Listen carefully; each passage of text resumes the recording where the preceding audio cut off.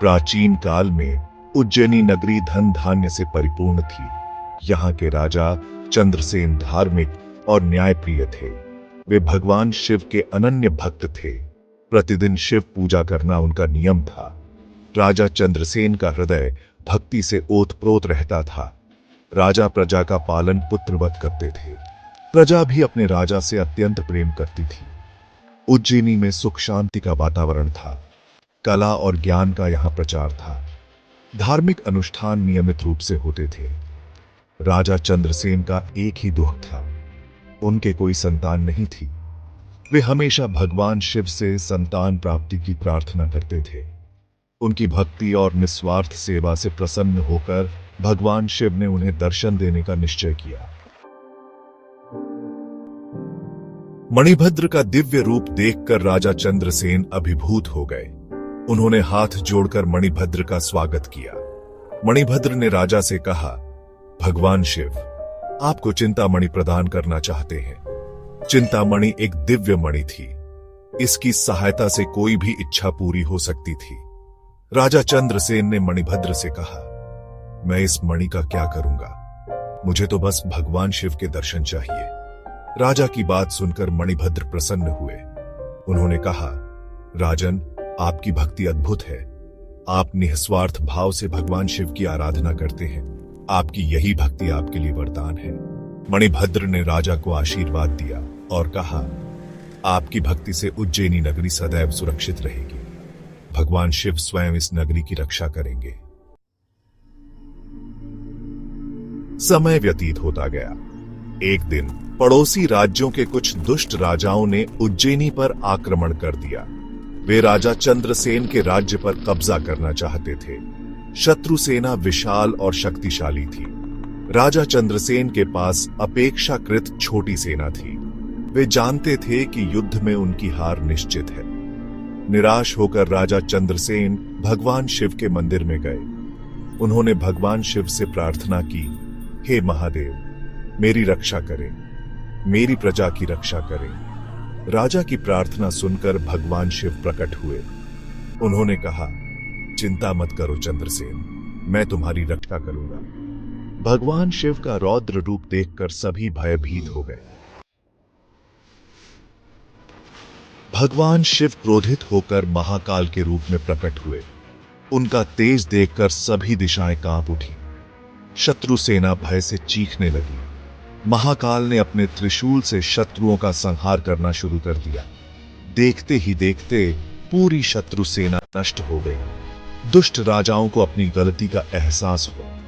उन्होंने भगवान शिव से क्षमा मांगी। भगवान शिव ने उन्हें क्षमा कर दिया और कहा, जाओ, फिर कभी पाप कर्म मत कर।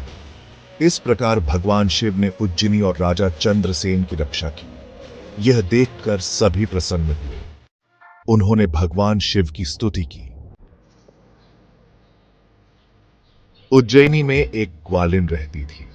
वह बहुत गरीब थी। उसका एक छोटा सा पुत्र था। ग्वालिन अपने पुत्र को लेकर प्रतिदिन शिव मंदिर जाती थी। वह अपने पुत्र को गोद में लेकर शिवलिंग पर जल चढ़ाती थी। बालक भी छोटे छोटे हाथों से फूल और बेलपत्र चढ़ाता था। मां बेटे की भक्ति देखकर सभी प्रसन्न होते थे। एक दिन बालक ने अपनी मां से पूछा, मां, ये शिवलिंग कैसा है? मां ने उत्तर दिया, बेटा, ये शिवलिंग भगवान शिव का प्रतीक है। सेक्शन 6। शिव कृपा से बालक का तेज और ज्ञान बालक ने फिर पूछा, मां, भगवान शिव कहां रहते हैं? मां ने उत्तर दिया, बेटा, भगवान शिव हमारे हृदय में रहते हैं। बालक भगवान शिव की कथाएं बड़े ध्यान से सुनता था। वह प्रतिदिन शिव मंदिर जाता था। धीरे धीरे बालक बड़ा होने लगा। उसके चेहरे पर एक अद्भुत तेज था। वह बहुत ही बुद्धिमान था। उसने कम उम्र में ही सभी वेद पुराणों का ज्ञान प्राप्त कर लिया। लोग उसकी बुद्धिमत्ता की प्रशंसा करते थे।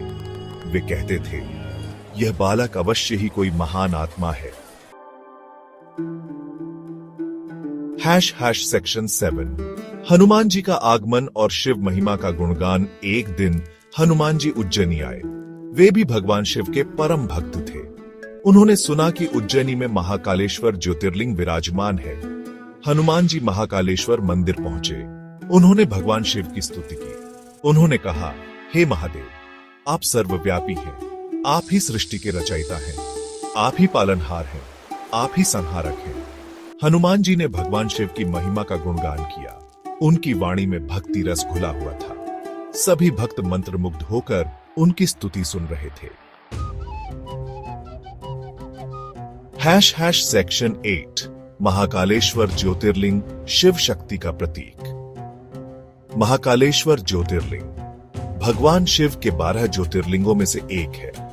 यह ज्योतिर्लिंग भगवान शिव की शक्ति का प्रतीक है। ऐसा माना जाता है कि इस ज्योतिर्लिंग के दर्शन मात्र से ही सभी पापों से मुक्ति मिल जाती है। महाकालेश्वर मंदिर में प्रतिदिन हजारों श्रद्धालु आते हैं। वे भगवान शिव की पूजा अर्चना करते हैं और अपनी मनोकामनाएं पूरी करने के लिए प्रार्थना करते हैं।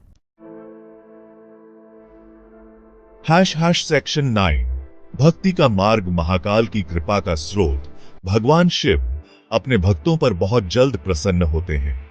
जो भी सच्चे हृदय से उनकी आराधना करता है, उसे उनकी कृपा अवश्य प्राप्त होती है। हमें भी भगवान शिव की शरण में जाना चाहिए और उनसे सद्बुद्धि की प्रार्थना करनी चाहिए। हमें उनके बताए हुए मार्ग पर चलना चाहिए। यही सच्ची भक्ति है और यही महाकाल की कृपा प्राप्त करने का एकमात्र साधन है।